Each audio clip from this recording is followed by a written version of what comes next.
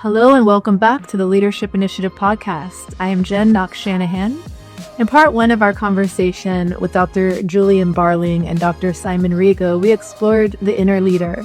We discussed how personal values and the principles of cognitive behavioral therapy provide the mental foundation every leader needs to be effective.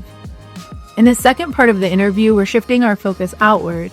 We're going to be focusing on the practicalities of leading through major transitions, managing the complexities of hybrid work, and navigating the rise of AI in the workplace. So let's pick up where we left off. Thank you for joining. The dance of leadership. Absolutely. We touched a little bit on what might support a new leader or a leader coming into a new role, but I'm curious about transitions in general too. How might your workbook be used to support a transition? Call it advanced preparation is essential. If I can point to something in the organizational context, I think a truism, I've never seen data on this, but when I speak to other people who do leadership training and leadership development, the vast majority of people become leaders and only get training for their leadership roles sometime later. And I think that to some extent, we're setting people up to fail. I think the logical way to do this, as we do with all other roles in the organization, Chief Finance Officer, for example, gets all her or his finance training well before they get the role, but not necessarily when it comes to leadership. So again, it gets back to the same thing as CBT. We need people to get the skills that enable them to succeed in those roles.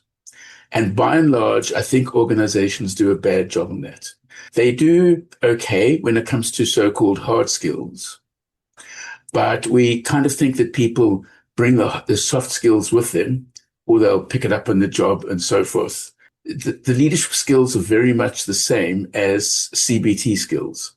What we would love is for people to be able to get them before they go into the roles. Otherwise, what we're going to be doing is batting cleanup, to use a baseball analogy.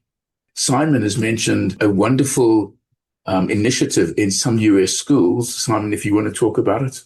Based on a similar theme of what Julian was saying, there's an initiative to roll out some of the skills we describe in our book, the CBT skills, the DBT skills, the ACT skills, into elementary and middle schools, so that along with your classes on English and math and now science and coding and all the things that you're doing, there's also an introduction on components like emotion regulation and distress tolerance and relaxation.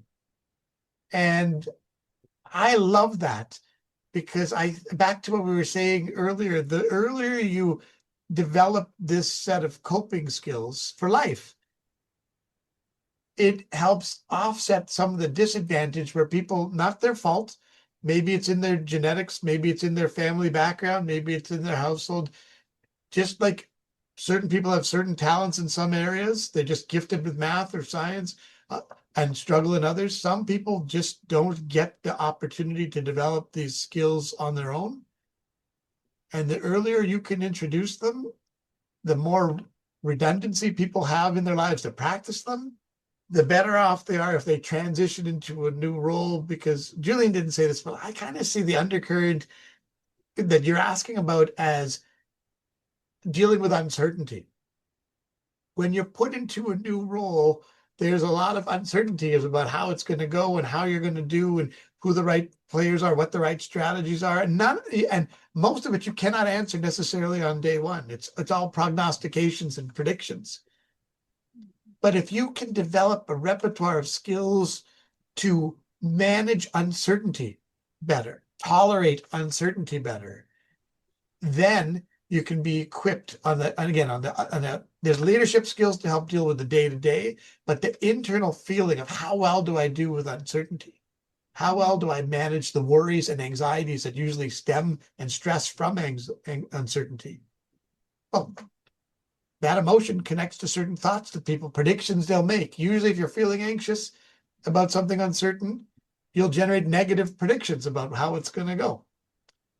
But if you can learn the skills to turn the way you're approaching, perceive things from a different angle, broaden the perspective, you can cope with anxiety, tolerate it a lot more, and then manage the situations much more effectively, because it'll lead to a more balanced, more stable emotional state. And as Julian said, that opens up a set of behaviors that might have been unavailable to you in a different emotional state. Think about like road rage, right? When people get really mad when they're driving, that's an emotion because they have beliefs about how people should be driving, that they're being violated, and their behavioral repertoire shrinks. They see only a couple of options on how they want to act. Think about when you're with your partner. If something sets you off and you get really mad, in that moment you might believe you're absolutely right, they're wrong, this is the way it goes, until you cool off, and then suddenly you realize, you know what, they were actually right. My emotions shifted, my thoughts shift. It opens up new, and you go back and you apologize with your tail between your legs, saying, I'm sorry, you were right, but you didn't. So if you can get on that earlier, you create new options to manage those situations more effectively. Okay, just add a little bit to that. One of the situations, this is learning from helping people learn leadership. One of the situations that people seem to believe that are going to be most difficult to change is when they start to feel enraged. They feel that there's an injustice has been perpetuated against them. And we discuss some of these strategies in the book. And the term that you often use is, they'll tell you, is like, I literally felt hot under my collar. We talk about feeling hot under the collar. And we talk about, when you feel like that, that's not the time to go and speak to an employee. Literally go and put cold water on your neck. It's going to make a difference. Splash cold water on your face. Go for a walk, around the block, or just go out the building and take a walk, as long as you don't live where I live in the winter, right? You don't want to feel the opposite. But, just engage, sit down in your office, if you have an office, or even if you have a cubicle, just sit down and engage in some deep breathing. You can physiologically master much of that anger. You can change it in the moment. And what that does is it puts you in a position where you're more likely to be able to walk away from that situation feeling proud of yourself, rather than with that thought, I can't do anything about this. I wish I would have done that differently. With the regrets of leadership, rather than small feelings of pride in tough moments carry you a long way. Lovely. Yeah. It ties back to what you were saying earlier about the purpose-driven leader. Like, if you're clear with your values, and you're clear about how one of them may be how you want to manage difficult situations, these tools that Julian described help you engage your anger in a way that leads to an outcome that's more in line with your values. And you walk away not only more confident in your ability to manage anger, but then you don't get the secondary emotions to do with like guilt or shame about how you treated another person, or disappointment in yourself. So it builds a positive momentum towards doing it more. Once you start to feel that same trigger, I approached it in a different way, I got an outcome that was more in line with what I'd hoped. That's very reinforcing to just, in small steps, again, in line with our not sweeping changes tomorrow, but gradually building up to those. It all starts to come together. How important are those small things? So one study that I'll never forget, it just continues to have an effect on, not an effect, but make an impression on the way I think. We think that employees are negatively affected when their leaders in these moments do go out and shout and scream and treat people badly and so forth. But there are studies showing that some leaders, after behaving like that, feel so badly that their sleep can be disturbed because they ruminate for up to 14 nights following the event.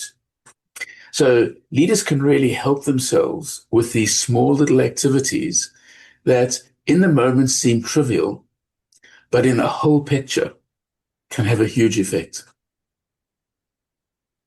I love the idea of going from a place of rumination to a place where we're actually in a positive thought loop and we're feeling better about ourselves. It's really fantastic. But leaders, what they do is they say, it's helpful for me to go back over this and find all the spots where I blew it, because it's going to make me stronger, but it backfires. Right? There's no good that comes of it. Right? And that's part of the technique of, not only do you not sleep well, but you've spent 14 hours chastising yourself. And if I told anybody, let's spend the next night, when you go home, Jen, tonight, I want you to turn off the lights, don't go to sleep, but just spend time thinking of all the things you failed at in your life. And think about the relationships that have gone awry. Think about where you are and your goals you had had and which ones are now probably not so likely anymore. And call me in the morning and tell me how you feel. I don't have to be a rocket scientist to say I've just given you the prescription for depression. Yet people somehow believe, this is one of the thought errors people fall into. They develop problematic, maladaptive beliefs about these things, and then they buy into them like they're facts, and then they do them at their own detriment. And so if we just look at prevalence data, is it any surprise that about 40% of leaders now get less than 6 hours of sleep a night, when 7 is the minimum recommended? Wow. Just the basic self-care and that being sacrificed. I want to build off of that and this idea of toughing it out, being extremely hard on ourselves as leaders, never faltering, those kinds of things. How can we redefine resilience for leaders using your frameworks and your research? To me, this is a concept of fallibility, right? And adaptability, right? Again, leaders are humans. That's where we started. That's one of in our introduction. We want to start with that premise. Although you're in a leadership role, you're still a person first. And as people, we are fallible. We are going to make mistakes. We're going to do things in ways that we're not satisfied with. Life's going to throw us challenges and adversity that we're ill-equipped with, no matter how much we prepare. So to me, resilience is not about getting things right all the time, because that's an impossible standard to achieve. Resilience is about embracing the fact that we're fallible and then finding moments of opportunity in that to grow, treating slips as learning experiences, examining, if you're willing, more out of curiosity than judgment. What happened here? How do I apply it and make it fit my CBT model? What was I thinking? What did I do? What triggered me? How did my thoughts amplify things? And how did my emotions potentially get in the way? So that next time, if I dissect and learn from that in a way that I can derive some information and some opportunities to practice some things, my resiliency comes not by not falling, but by not being tripped up in the same way again and again and again. Right? That's what I want to do with people. I want to undo a pattern if I can, if that makes sense. If I could speak to all organizations, I would implore them, stop with all the stuff about resilience. Right. I think we're going down the wrong path. I think it leads us to believe that what we have to do is have superhero leaders. I think what we should do as organizations is let's start talking about vulnerability and humility. And I think that what's really fascinating to me is we're now learning that leaders who are seen as humble are actually seen as better leaders, more transformational, more ethical, more authentic, and so forth. So I think that maybe it's a product of the era that we live in, but people expect their leaders to be healthy, superheroes, never get sick, and so forth. That's it's asking the impossible. What we have to do is see that leaders, that people, their vulnerabilities. We need leaders who are humble, and we need to support people in their vulnerabilities and their humility and so forth. And a metaphor that I know Simon uses, and I use it to finish the end of all of my executive training, is what I call the oxygen mask metaphor. And it is, just think about you're on a plane, you're about to take off, you've got a kid next to you, and here comes the voice. If anything happens, put your mask on first, then your child's. Is it because they don't care of children? They don't care about children? Of course not. But if you're suffering from oxygen deprivation, there's no ways you can look after that child. And it's the same with leaders' mental health. Right?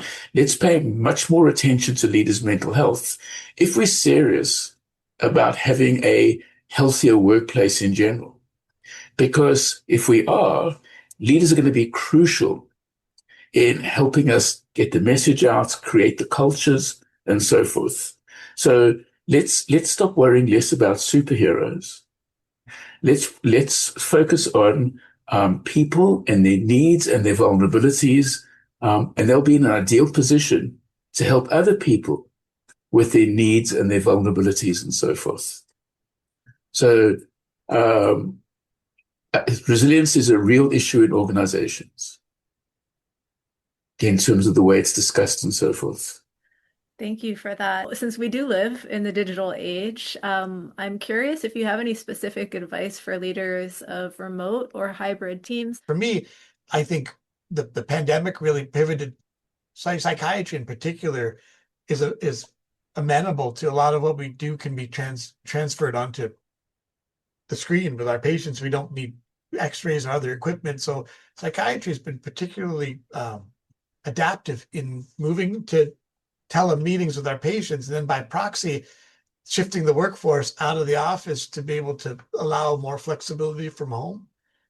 I think that the two things that jump out to me when it comes to advice in managing that is, one is being a little bit more intentional about maintaining connections, because you don't have those sort of informal opportunities to bump into someone in the conference room or down the hall as much. I'd work today in the building, and I'll probably spend 90% of my day in front of the screen, even being in the same building these days, because a lot of my patients are on telehealth now. So I think it's, in terms of keeping people connected, it requires a little bit more deliberate attention paid to investing in the team and making sure that you're aware of them and support them. And then the other part is I think in terms of, back to a little bit with values, but being transparent, a little bit more transparent in the communications and making explicit some of the things that would go non-verbally unnecessarily to be said.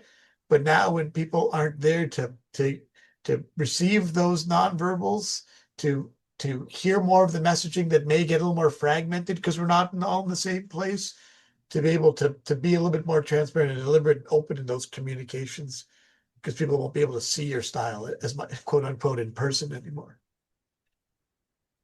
If I could just add to that, I think we've done something of a disservice by implying, I'm not sure we're saying this, but by almost implying, by the inordinate intention we give to the topic, that there must surely be a new style of leadership required for hybrid or fully remote work, that interpersonal relationships now differ because we're not with them. And I don't think there's any research to support that. So I think what we need to do is to tell people that actually the same things matter, but you have to, as Simon's word, but you can have to be a lot more intentional. So a person by the name of Ryan Furr at the University of Washington has this wonderful little rule called the 10-5 rule. And what the 10-5 rule is, if you walk within 10 feet of somebody, you have to acknowledge them. If you walk within 5 feet of somebody, you've got to say something. Obviously, if you're going to do that in a remote or hybrid environment, you're going to have to work out how you can do that. But the rule doesn't go away. Human nature remains the same. I can be rude to you remotely in exactly the same way as I can interpersonally. I can roll my eyes. I can make clear that while we're talking, I'm doing something else. human nature hasn't changed because of the pandemic. So I think we should appreciate that the same basic things that motivated or demotivated people still do, but we have to be far more intentional and somewhat more creative. Beautiful. And it really speaks to the basic adaptability that some of these techniques can really help us with. Final question for the day. If you could do a little thought experiment and look ahead 5 to 10 years, do you believe that the psychological demands on leaders will change with technical advancement and specifically with the proliferation of generative AI in the workplace? And if so, how can we prepare if we can? It's a tough one. Yeah, it's a tough one. So I think we need to try not to feel helpless, or try to help people not to feel helpless in the face of what is undoubtedly going to be a big change. It doesn't mean that, we're going to tell people that they can stop the march of progress or whatever it's going to be. But at a very local level in your workplace, stay involved in discussions about what this means for your own workplace. Give yourself the opportunity to feel some control in this process. It's coming in some form or another. Stay involved rather than a bystander. Because we know from the research that that's more likely to help you to be productive and to be healthy. It's difficult predicting the future. It really is. And all this comments about only a fool would try and do this. But I think based on previous research, probably the changes that are going to happen until we get there, wherever there is, will be more stressful than once we get there. So an analogy might be, how have organizations learned to help people move through giant mergers and acquisitions? And there are some wonderful lessons. Help people. We know that people are going to feel tremendous financial and job insecurity. We know that some people will be losing their jobs. So I think that for organizations, part of what's going to set them up for success is not what the final picture looks like, but how they transition and how they navigate the change. So pay more attention to the process now than to the outcome later. I think that's one of the major lessons we learned from mergers and acquisitions. And then the other thing I think is AI is not going to have a uniform change in workplaces. It's going to change different jobs differently. Some jobs are going to be improved. Some jobs are going to offer people more autonomy. So make sure that the workforce that you will have has the skills that will help them be successful in the new workplace. My reaction was much less sophisticated than Julian's. First of all, one of the premises of our book is to not get caught up in what we call fortune telling. So as Julian said, if it makes you anxious to contemplate the answers to your question, one shouldn't engage in that question. But the more CBT version of it was, I think beneath the question, it's almost what Julian said to the last one. I'm not sure that the challenge for leaders changes that much. It's just a different iteration of a challenge. Like, how do you navigate your team through change? And so change theory is change theory, and CBT is CBT. And can you equip your team to, whether it's a merger or an acquisition, whether it's a job promotion or a transfer, whether it's facing hard economic times and cuts, whether it's a pandemic or whether it's generative AI, I think underneath it, leaders still have to figure out a way how to deal with uncertainty, how to make clear their values, how to transmit those values, maybe remotely, maybe in person with their team around them, align people in the mission or values, and then use their cognitive behavioral skills to help deal with any stressors that emerge during, as Julian said, during the bumpiness of what's happened.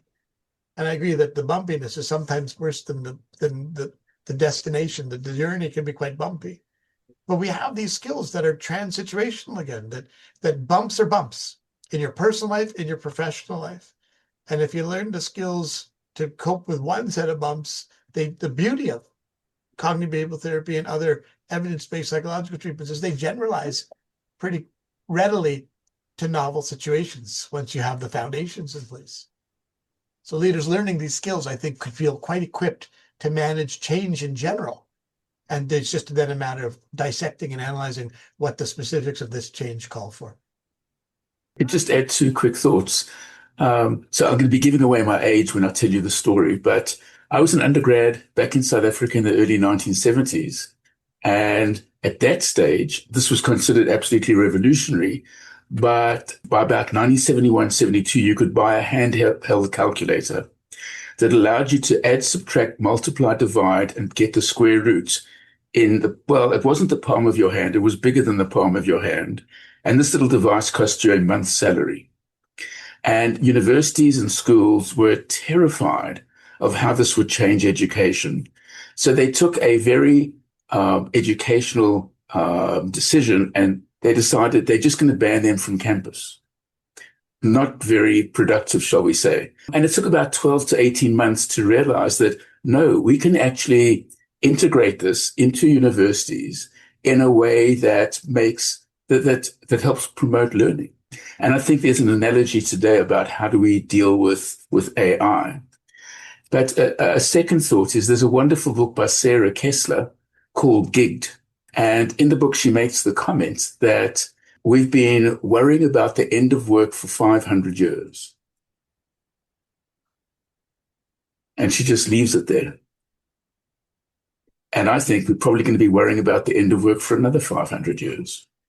And everything that you both offer in this book is really about understanding how to manage worries and instead work with ourselves instead of against ourselves. Thank you so much for an encouraging and fantastic discussion, Simon, Julian. As we part, is there a specific place where our listeners can preferably find your book? The publisher of the book is New Harbinger Publications. But the book will be readily available on Amazon and Barnes and Noble and other major book retailers in print form, in an e-form. There'll be an audio version of the book available. So hopefully they won't have any problem finding it. If so, they can happily reach out to either of us and we will point them in the right direction. Thank you both. Thank you very much. Thank you for your time. Thanks again for listening. This podcast is presented by the Max M. Fisher College of Business at The Ohio State University. For more episodes, find us on Apple, Google, or podcast.osu.edu/leadership initiative. See you next time.